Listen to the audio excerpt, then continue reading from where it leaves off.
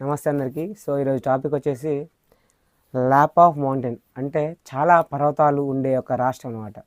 ఎటు చూసినా పర్వతాలు, ఎటు చూసినా కానీ చాలా బ్యూటిఫుల్ నేచర్ అండ్ మామూలుగా చాలా వరకు ఫ్రెష్ వాటర్ ఫ్లో అయ్యే రివర్స్ అనమాట. ఇవన్నీ ఎక్కడ ఉన్నాయంటే హిమాచల్ ప్రదేశ్. హిమాచల్ ప్రదేశ్ చాలా peaceful place of India and 2023 ఇండెక్స్లో హ్యాపీయెస్ట్ స్టేట్ ఏదైనా ఉందంటే దాంట్లో మామూలుగా హిమాచల్ ప్రదేశ్ అనేది చాలా హ్యాపీయెస్ట్ ప్లేస్ అనమాట. హిమాచల్ ప్రదేశ్లో చాలా వరకు హ్యాపీయెస్ట్ పర్సన్స్ ఉంటారు అనమాట. అండ్ హిమాచల్ ప్రదేశ్ని వీరభూమి, దేవభూమి అంటారు అనమాట. దేవభూమి అంటే దేవతలు ఉండే భూమి అనమాట. వీరభూమి అంటే చాలా వరకు ధైర్య సాహసాలు ఉండే మనుషులు అనమాట. ఇది వీరభూమి, దేవభూమి అని కూడా అంటారు అనమాట. అయితే ఫస్ట్ మనం దీని జియోగ్రఫీ చూద్దాం. జియోగ్రఫీ దీని బార్డర్స్ చాలా వరకు చాలా రాష్ట్రాలకి కనెక్ట్ అయ్యేది అనమాట.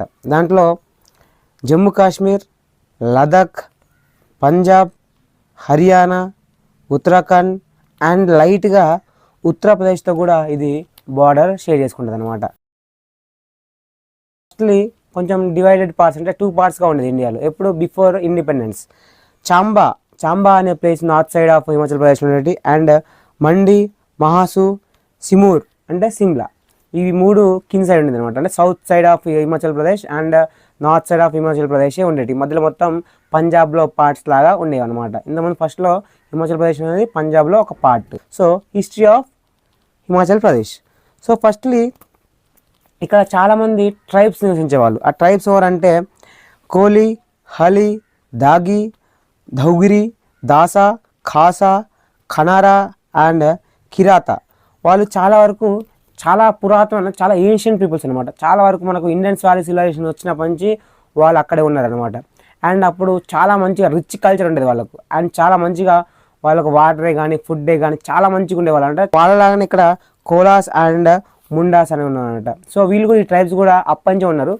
వీళ్ళు మామూలుగా ఇప్పుడు కూడా ఉన్నారు, అప్పటి నుంచి ఇప్పటికి ఉన్నారు. ఈ కోలాస్ అండ్ ముండాస్ వాళ్ళలాగానే బోతాస్ అండ్ కిరాతాస్ కూడా వీళ్ళ ట్రైబ్స్ ఏంటంటే ఫస్ట్ నుంచి లాస్ట్కి ఇలా ఉంది. మన మోస్ట్లీ ఇక్కడ చాలా రివర్స్ ఉంది.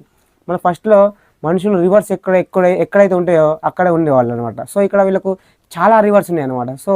దానికోసం చెప్పి వాళ్ళు వేరే ప్లేస్కి పోవాలని చెప్పి ఆలోచన చేయలేదు. అందుకే వాళ్ళు ఇప్పటికి కూడా ఉన్నారు అనమాట. అయితే ఇక్కడ కొన్ని రోజుల తర్వాత జానపద అంటే కొన్ని చిన్న రాజ్యాలు అనమాట. చిన్న రాజ్యాలు అంటే ఎంత పెద్ద ఒక ఊరులాగా ఒక రాజ్యం ఉండేది అనమాట. అట్లా చుట్టూ పర్వతాలే కాబట్టి పర్వతాల మధ్య అక్కడ పర్వతం ఇక్కడ పర్వతం ఉంటుంది కాబట్టి ఆ పర్వతాల కింద ఒక రాజ్యం, ఈ పర్వతాల కింద ఒక రాజ్యం అట్లా ఉండేది అనమాట. వాళ్ళు హ్యాపీగా నివసించేవాళ్ళు. వీళ్ళని అప్పుడు గుప్తా ఎంపైర్ వచ్చి మొత్తం వీళ్ళందరినీ ఆక్యుపై చేసినప్పుడు హర్షవర్ధన చాలా రోజులు పరిపాలించింది. ఎట్లా పరిపాలించిందంటే డివైడ్ చేసి పరిపాలించింది అనమాట. మొత్తం వాళ్ళని స్ప్లిట్ చేసింది అనమాట. ఈవెన్ రాజ్పుత్ కింగ్స్ని కూడా డివైడ్ చేసింది. చాలా సంవత్సరాలు మంచి హ్యాపీగా బతికింది అనమాట. కానీ తర్వాత ఏంటంటే కొన్ని సంవత్సరాల తర్వాత ఢిల్లీ సుల్తానేట్స్ అంటే ఢిల్లీలో ఉన్న రాజులు ఉంటారు కదా మనకు, వాళ్ళందరూ అక్కడ వచ్చి అంటే చాలా వరకు చాలాసార్లు యుద్ధాలు చేసింది అనమాట. కానీ వాళ్ళు ఆక్యుపై చేయలేకపోయారు.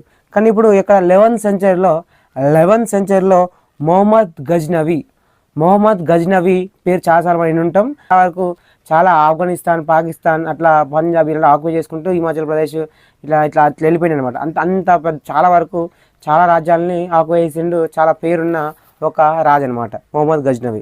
తర్వాత 11th సెంచరీ అయిపోయినాక కొన్ని సంవత్సరాల తర్వాత 10 సంవత్సరాల తర్వాత కింగ్ ఆఫ్ గోకా అంటే వీళ్ళు ఒక ట్రైబ్స్ అనమాట. వీళ్ళు ఒక రాజు కుటుంబం అన్నట్టు. అది ఏంటంటే వీళ్ళు ఫస్ట్లో ఇక్కడ టిబెట్, నేపాల్ అన్ని ఆక్యుపై చేసి హిమాచల్ ప్రదేశ్కి వస్తారు. హిమాచల్ ప్రదేశ్కి వచ్చినప్పుడు వాళ్ళు ఫస్ట్లో మొత్తం నార్త్ సైడ్ ఆఫ్ హిమాచల్ ప్రదేశ్ని ఆక్యుపై చేస్తారు. కానీ ఇక్కడ కంగారా ఫోర్ట్ అనేది ఉంటుంది అనమాట. కంగారా ఫోర్ట్ అనేది ఉంటుంది. కానీ వాళ్ళు దాన్ని ఆక్యుపై చేయలేకపోయారు. ఎందుకంటే ఇక్కడ పరిపాలించేది మహారాజ్ రంజిత్ సింగ్ గురించి మనం ఆల్రెడీ ఇంకో వీడియో తెలుసుకున్నాం. మహారాజ్ రంజిత్ సింగ్ ఈ పంజాబ్ ఒక రాజు. ఒకప్పుడు మొత్తం ప్రిన్సిపల్ స్టేట్స్ ఆఫ్ పంజాబ్ మొత్తానికి మహారాజ్ రంజిత్ సింగ్ రాజు అనమాట. మహారాజ్ రంజిత్ సింగ్ అండ్ పంజాబ్ గురించి తెలియకపోతే, మీరు చూడకపోతే ఇంతమంది ఒక వీడియో ఉంటుంది ఆల్ అబౌట్ పంజాబ్ అని చెప్పి. ఆ పంజాబ్లో మీరు వెళ్ళి చూస్తే మీకు దాంట్లో అన్ని తెలుస్తాయి అనమాట. ఆయన చాలా స్ట్రాంగ్ కాబట్టి వాళ్ళు ఎవరు ఆక్యుపై చేయలేకపోయారు దేన్ని, ఈ మహారాజ్ ఫోర్ట్ని. తర్వాత వీళ్ళు కిందికి south side of Himachal Pradesh వచ్చి చాలా ఆక్యుపై చేస్తారు అనమాట. తర్వాత వీళ్ళు ఆంగ్లో సిక్వర్ అంటే వీళ్ళు మామూలుగా ఇది అయిపోయినాక, ఈ ప్రక్రియ ఏదైతే అయిపోయినాక మామూలుగా పంజాబ్లో ఆంగ్లో సిక్వార్ అయిందనమాట. దాని తర్వాత మళ్ళీ 1857 రివాల్ట్, సిపాయి తిరుగుబాటు అయింది మన ఇండియా మొత్తంలో. దాంట్లో ఏం తర్వాత 1947లో మొత్తం ఇండియాకి ఫ్రీడమ్ వచ్చింది అండ్ హిమాచల్ ప్రదేశ్ కూడా ఫ్రీడమ్ వచ్చింది అనమాట. సో ఇక్కడ ఏంటంటే 1948లో 30 చిన్న స్టేట్స్, 30 ప్రిన్సిపల్ స్టేట్స్ అంటే చెప్పాక చిన్న చిన్న చిన్న స్టేట్స్ అన్ని కలిసి అంటే రాజ్యాలు, 30 చిన్న చిన్న రాజ్యాలన్నీ కలిసి ఒక రాష్ట్రంగా ఏర్పాటు చేయాలని చెప్పి దాంట్లోనే 4 హిమాలయాస్ అంటే 4 పర్వతాలు ఏదైతే పంజాబ్లో ఉన్నాయో అవన్నీ కూడా హిమాచల్ ప్రదేశ్లో కలిపేసి ఒక రాష్ట్రం లాగా సపరేట్ చేశారు. తర్వాత మళ్ళీ కొన్ని రోజుల తర్వాత బిసాల్పూర్ అనే ఒక డిస్టిక్ని కూడా తీసుకొచ్చి మామూలుగా హిమాచల్ ప్రదేశ్లో కలిపేశారు ఎప్పుడు 1957లో. తర్వాత కొన్ని సంవత్సరాల తర్వాత ఇట్లా మామూలుగా చాలా వరకు పార్ట్ సిగా కూడా ఉందన్నమాట. పార్ట్ సి అంటే గవర్నర్ లేదా ప్రెసిడెంట్ పరిపాలిస్తారు అనమాట, డైరెక్ట్ మనకు ప్రెసిడెంట్ పరిపాలన ఉంది ఆ విధంగా ఉంటుంది అనమాట. పార్ట్ సి అనేది కూడా చాలా వరకు హిమాచల్ ప్రదేశ్లో ఇంపోజ్ చేయబడ్డది. అండ్ అలా చేసిన తర్వాత మనకు 1971 జనవరి 26 రోజు Himachal Pradesh 18th state of ఇండియాగా ఫామ్ అయిందనమాట. అండ్ ఇక్కడ మెయిన్ రివర్స్ చూద్దాం. మనం ఇందాక చెప్తాం కదా రివర్స్ అని చెప్పి, మెయిన్ రివర్స్ చాలా ఫేమస్ రివర్స్ చెప్తున్నాండి పేర్లు. బియాస్ రివర్, సత్లజ్ రివర్, యమున చాలా పెద్ద నది, అండ్ చినాబ్, రవి. సో ఇవన్నీ పెరినియల్ రివర్స్ అంటే ఎప్పటికీ ఫ్లో అవుతూ ఉంటాయి. ఎందుకంటే వీటికి మౌంట్ ఎవరెస్ట్ నుంచి అంటే పర్వతాలు మొత్తం మంచుతో కూడుకుంటాయి కాబట్టి ఆ నీళ్లు ఎప్పటికీ ప్రవహిస్తూనే ఉంటాయి అనమాట, ఫ్రెష్ వాటర్ ప్రవహిస్తూ ఉంటాయి. సో అందుకని అక్కడ రిచ్ కల్చర్ ఉంది వాళ్ళకు.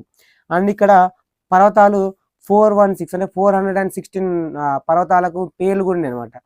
చాలా పర్వతాలు ఉన్నాయి కానీ ఇక్కడ నేమ్ ఏదైతే అంటే 416 పర్వతాలు నేమ్స్ కూడా ఉన్నాయి. 416 అంటే 400 కాదు, చాలా ఎక్కువ ఉన్నాయి కానీ 416 మౌంటైన్స్ పేరు కూడా పెట్టేశారు అనమాట. అండ్ ఇక్కడ హిల్ స్టేషన్స్ వచ్చేసి చాలా ఫేమస్ హిల్ స్టేషన్స్ ఉన్నాయి ఇక్కడ మనకు. ఓవరాల్ ఇండియాలో కూడా చాలా మీకు తెలిసి ఉంటుంది వీడియో చూస్తుంటే. సిమ్లా హిల్ స్టేషన్ అంటే మామూలుగా మనకు చాలా మంది తెలుసు. Shimla hill station queen of hills అంటారు. క్వీన్ ఆఫ్ హిల్స్ అనేది క్వశ్చన్ మనకు జీకే క్వశ్చన్ కూడా వస్తుంది. మామూలుగా రేపు పొద్దున ఉన్న క్వీన్ ఆఫ్ హిల్స్ అంటే దేని అనిపిస్తుంది అంటే మీరు డైరెక్ట్ తక్కువ సిమ్లా అని చెప్పాలి. సో సిమ్లా అలాంటి హిల్ కూడా మనకు హర్యానా మన హిమాచల్ ప్రదేశ్లో ఉంది. అండ్ మనాలి చాలా ఫేమస్. అండ్ కౌసాలి అండ్ ధర్మశాలలో మొన్న ప్లే గ్రౌండ్ అంటే ఒక క్రికెట్ గ్రౌండ్ కూడా కట్టారనమాట. అండ్ అక్కడ మనకు ఒక మ్యాచ్ కూడా ఆడడం జరిగింది. అండ్ తర్వాత మెలాయిడ్ ఘని, అండ్ తర్వాత చలి, అండ్ తర్వాత స్పీటీ వ్యాలీ కూడా చాలా ఫేమస్. ఇవన్నీ చాలా ఫేమస్ థింగ్స్. అండ్ ఇక్కడ ఆల్రెడీ 5 నేషనల్ పార్క్స్ ఉన్నాయి అనమాట. నేషనల్ పార్క్స్ 5 ఉన్నాయి ఇక్కడ హిమాచల్ ప్రదేశ్లో. Not easy job. అసలు మనకు తెలంగాణ మొత్తంలో ఒక 1 or 2 ఉంటాయి కానీ హిమాచల్ ప్రదేశ్ తెలంగాణ కానీ చాలా చిన్నది, కానీ అక్కడ 5 నేషనల్ పార్క్స్ అంటే నాట్ ఈజీ టాస్క్ అనమాట.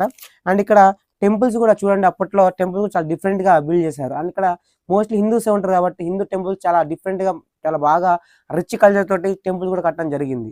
అండ్ వీళ్ళ క్యాపిటల్ సిటీ వచ్చి చాలా డిఫరెంట్ ఉంటుంది. క్యాపిటల్ సిటీస్ 2 ఉంటాయి వీళ్ళకి. ఏంటంటే అంటే సిమ్లా సమ్మర్లో ఉంటుంది అండ్ ధర్మశాల వచ్చేసి వింటర్లో ఉంటుంది. ఎందుకంటే సిమ్లా వింటర్లో చాలా ఎక్కువగా మంచు పడుతుంది అనమాట. సో అందుకనే వింటర్ టైంలో ధర్మశాలని క్యాపిటల్ సిటీగా పెడతారు అండ్ సమ్మర్ టైంలో షిమ్లాని క్యాపిటల్ సిటీగా పెడతారు అనమాట. సో వీళ్ళకు మనకు ఎట్లయితే సమ్మర్ హాలిడేస్ వస్తాయో వీళ్ళకి కూడా వింటర్ హాలిడేస్ ఇస్తారు అనమాట పిల్లల వాళ్ళకు. అండ్ ఇక్కడ పాపులేషన్ వచ్చేసి 68,64,602 ఇంత పాపులేషన్ ఉంటుంది. దీంట్లో 94% ఆఫ్ పీపుల్స్ హిందూస్ అనమాట. అండ్ ఓన్లీ 4% ముస్లిమ్స్ అనమాట. తర్వాత 2% of peoples Sikh and other religions ఉండవు అనమాట. అండ్ ఇక్కడ పొలిటికల్ కూడా చాలా స్టేబుల్గా పొలిటికల్ సిస్టమ్ ఉంది. ఇక్కడ కూడా వీళ్ళకి మామూలుగా ఎప్పుడైతే 1971లో వీళ్ళకి ఒక రిపబ్లిక్ అంటే ఎప్పుడైతే వీళ్ళు సపరేట్ స్టేట్ ఫామ్ అయ్యారో అప్పటి నుంచి వరకు కాంగ్రెస్ లేదా బీజేపీ పార్టీ పరిపాలిస్తూ వస్తుంది. అండ్ వాళ్ళ దగ్గరకు చాలా ప్రశాంతంగా వెళ్తా ఉన్నారు. ప్రశాంతంగా చాలా పీస్ఫుల్ సిటీ, అందుకని ఇక్కడ చాలా పీస్ఫుల్ కాబట్టి వీళ్ళు హ్యాపీయెస్ట్ ఇండెక్స్లో ఫస్ట్లో ఉన్నారు ఇండియాలో. సో ఇది మన వీడియో అనమాట. అండ్ ఇలాంటి వీడియోస్ కోసం సబ్స్క్రైబ్ చేయండి. అండ్ ఇప్పుడు సబ్స్క్రైబ్ చేయండి. సబ్స్క్రైబ్ చేసినాక మీ ఫ్రెండ్స్కి షేర్ చేయండి అండ్ లైక్ చేయడం మర్చిపోకండి. And thank you for watching. Take care. By.